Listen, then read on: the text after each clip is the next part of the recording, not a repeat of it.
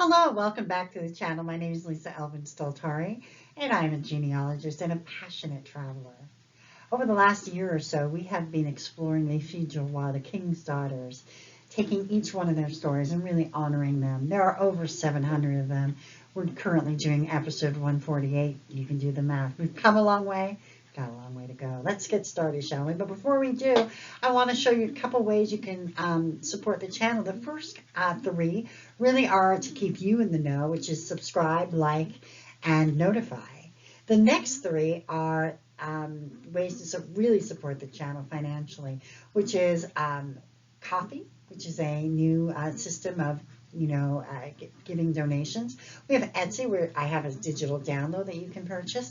And then we have Patreon, which is part of a monthly way that you can contribute to the channel's growth. And also on my website, I also have a PayPal link as well.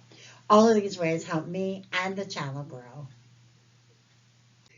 So today's episode is 148, Marie Hatanville. Now, this episode came to me from the previous episode.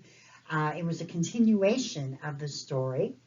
And I also wanted to see, is anyone a descendant? And so, of course, my best friend, this is one of her great-grandmothers. I have had no viewer requests.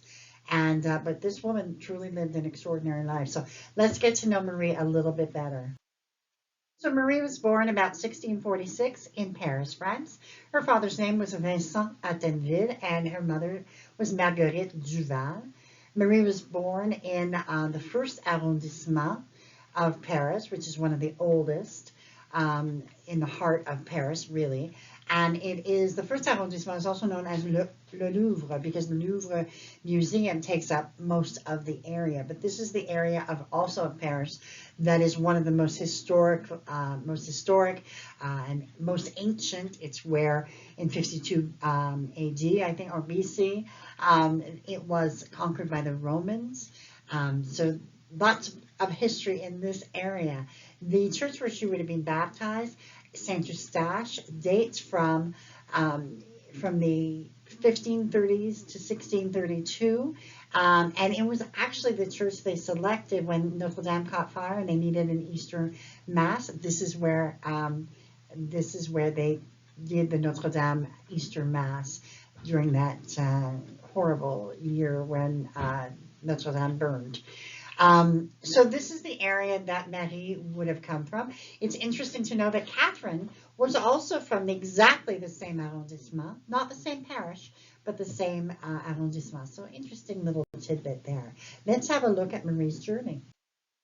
So Marie would sail on Le Jean-Baptiste, would arrive in Quebec on June 30th, 1669. She carried with her a dowry of an astounding 400 pounds. So that gives you some idea. There's no indication that her parents were dead. It's possible she just said, I want to do this. This is my path. So let's have a look at her path. The groom that she selects and who selects her, his name was Robert Senat, and he's born in 1640 in a place called Cantalou in France. His parents were Martin Senat and Catherine Rosé. Now remember that he is the commune, which is what we call townships. Cantalou is part of the Normandy region of France, which in turn, his particular commune is located in the Seine-Maritime region, which is the same region as Dieppe and the Rouen. So it's just a very, very small village. It's a small town of about 13,000, and it focuses mostly on and about forest-related industries and other light industries. It's located on the banks of the River Seine, and it's about 2 miles from Rouen, which is a very large. The famous writer Gustave Flaubert, who wrote Madame Bovary, is from here. And I just wanted to show you a monument, the upper right, or lower right, I should say, is the monument to that writer. And then, of course, the church where he would have been baptized in is located here as well. This is the church. Wasn't able to find as much information as I usually do about the church. But this is Robert, and let's look at his journey. So Robert would actually come to New France, most likely as an engagé, a person who would have signed a 3-year contract, would have been paid for it, and at the end of 3 years would have the choice to either, a couple of choices, renew the engagement, go back to France, or establish himself in New France. And this is the 1666 census where he can be found. Robert Sonnel is 28 years old and listed as one of the engagés in Quebec City. So let's have a look at how they connect up. Well, they were married October 15th, 1669 in Quebec City. So it didn't take very long at all. She got off the boat, I guess it was June or July, and by October, she's married. So let's have a look at where they settled. They settled in a town called Neuville, which is a village on the north shore of the St. Lawrence River. In 1653, the area was granted as its seigneurie by Jean de Lejeune to Jean Bourdon de Saint-Jean for his son, Jean-François Bourdon de Dolberg, who was, a man of many talents, an engineer, a surveyor, a cartographer. He was the attorney general to the sovereign. In 1680, the Dolberg seigneurie was acquired by Nicolas Dupont de Neuville. And thereafter, the seigneurie was known as Neuville. So, and the reason I give you that little bit, because if this is your ancestry, you're going to see Dolberg and you're going to see Neuville. So know that they're the same place. In 1679, the Saint François de Sales parish was formed. It became a civil parish in 1684. The place was also known as Pointe-aux-Trembles, in reference to the point on which the church was built, which was once covered with aspen and birch. So sometimes you're going to see Pointe-aux-Trembles, but it refers to the parish here in Neuville and not Pointe-aux-Trembles in Montreal. So that's an interesting, an interesting thing to just kind of keep in the back of your mind. So you can see where Neuville is on the map, the beautiful church that is there, and of course, right on the river. Just FYI, I will be exploring Neuville when I go to Quebec next year. This is probably next to Ile d'Orléans. It's the one place I want to go to most. I say that, and then there'll be another place, but I really want to visit this place. Very historic place. So they would have one son, Antoine, who was born in 1670. He would pass, unfortunately, at 11 years of age. Robert Sonnel would die sometime between August and December 1670. So that means that they were only married 1 short year. She gets off the boat and then marries, has a baby, and he's still alive. The baby is still alive when Robert, her husband, dies. And of course, another man arrives, thankfully. The man who would come to be her second husband, his name was Jean Fauconnet de Lafleur, and he was born in 1637 in Orléans, in France. His parents were Jean Fauconnet and Anne Carré. So you can see that Orleans is part of the Centre Val du Loire area, and it is also, that's the region, and then of course his area is part of the Département of Loire, and that is where he is from.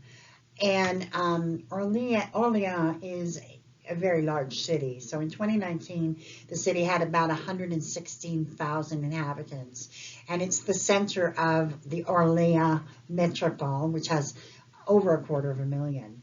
And so the city owes its development from antiquity to the commercial exchange resulting from the river.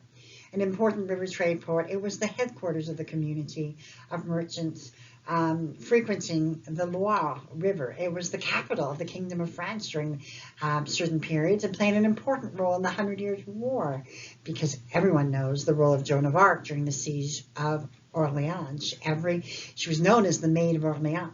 So every first week of May since 1432, the city pays homage to the Maid of Orleans during the holidays, which has been listed in the kind of a cultural heritage in France. And one of Europe's oldest universities was created in 1306 by Pope Clement V and refounded in 1966 as the University of Orleans, and it hosts about more than 20,000 students. Obviously, you know that the Ile d'Orléans in Quebec is named after Orléans in France, as well as Orleans. They call it Orleans, Ontario, and the famous French colony, New Orleans of Louisiana. So it's a very significant cultural place. So a little over a year after her first marriage, she married Jean on December 28th, 1670 in Quebec City. So together they would have 6 children. We do not know Charles, Michel, or Geneviève. We do know that Marie married Jean Sauvin and had one child who reached adulthood. And we have Jean, who died at 2 years of age. And then we have François, who we do not know anything about. So very, very kind of, so the only descendancy would be through this line, from this line would be through Marie, as far as I can tell. So let's have a look at how the story grows. So now we have her second husband, who passes away sometime between 1682 and 1683. So she's left with one child. We don't know at that point how many children were alive at that point. We do know one child survives. So who's going to be her third husband? So Charles Martin, who we met in episode 147, who was the widow of Catherine Dupuis, he was born in 1644. He's from Normandy and is from Dieppe and France, and his parents were Pierre Martin and Catherine Pavie. And just, he would have Catherine, he was married to Catherine. He and his children would now be connected to this new figure. Wow. He probably had about 7 children alive at that point. So, and now she has one child at this point, at least 1 or 2. So this is like a real Brady Bunch situation. Let's see what happens. So now we have a third wedding between Charles Martin and Marie Hatanville. So let's see what happens here.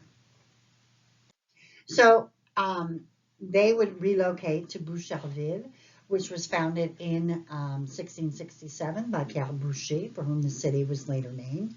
Pierre Boucher came from Normandy, the same area as many of Marie's husbands. After having lived in Quebec City and Trois-Rivières, Boucher moved to the Percé Islands and established Boucherville. The first Catholic church of the village of Boucherville was built in 1670. This church, made of wood, was eventually replaced in 1712, and then by 1801, and now currently the Saint Famille church that we see before us. Several families left Boucherville in the 18th centuries to found the communities of Saint-Julie and Saint-Bruno. So if you have that kind of descendancy, you need to kind of, follow the path, if you will.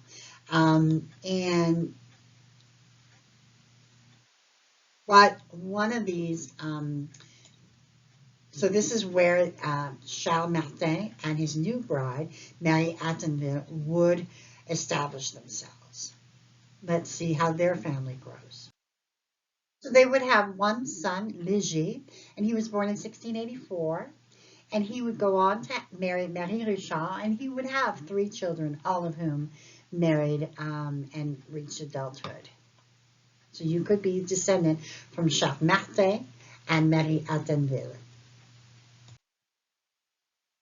Unbelievable. You can't make this stuff up. Her third husband passes away sometime between 1685 and 1686. Upon his death, Marie was left with his children as well as her own, totaling 11 children under the age of 15. Who would help her? I mean, can you imagine? This is just a phenomenal woman. The hero of our story at this point is François César de la Gardelette, and he was the widow of another fille du roi, Anne de Lestre, and was himself the father of 7 children.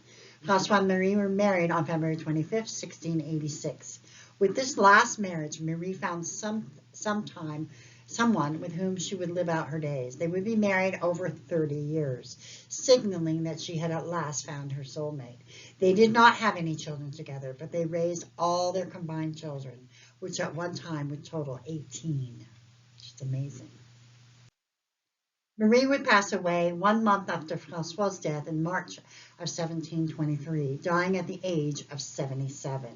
Just remarkable, remarkable longevity and stamina, just amazing.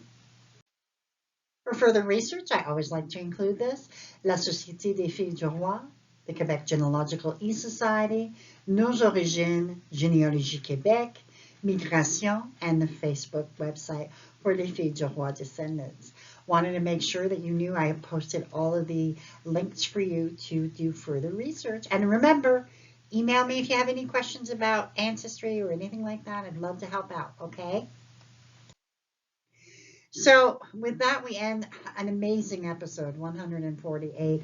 Marie is probably so far the strongest, the most enduring woman I have ever seen, to have married 4 times. And in the end, she only has actually 14 descendants as of 1729. However, think about it. Her influence and her impact on the other children and her adopted and stepchildren and all the rest would have been phenomenal. So even though she didn't actually give birth to or have as many descendants as some, her impact on the descendants of others would be there. So she plays a part. And I think that's important to note, that it's not just about, the descendancy. It's also your role in the history. And I think Marie certainly embodies this. I bless her for her stamina and for her just steadfastness and just let's keep doing it. And she's an inspiration to us all. So no matter what happens to you in life, it's how you respond that makes the difference. So thank you, Marie, for your amazing contribution and for blessing us with your life. And for that, we will thank you, and I will say au revoir until episode 149.